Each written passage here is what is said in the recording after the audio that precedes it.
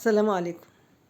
يعني سؤال صغير كده، يعني إيه ندخّل الفلسطينيين وهُم عندهم حرب، ويدخلوا بقى يتفسّحوا ويعملوا فيديوهات بالفُصحى، واللي بتعمل لنا طبيخ مش عارفة إيه، وقاعدين هايصين وآخر جمال في المولات وكل حاجة، بيشتروا شُقق ويشتروا محلات، واللي هيقول لك أنا عايز أشتغل، واللي يقول لك ما أعرفش إيه.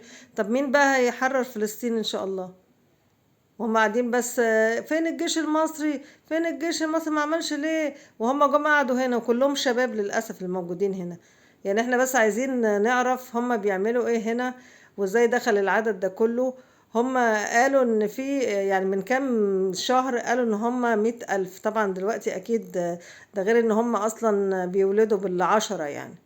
فيا جماعة إحنا مش مسؤولين عن حد، لو سمحتم شوفوا الشعب المصري الأول، إحنا مش مسؤولين عن الفلسطيني ولا غيرهم.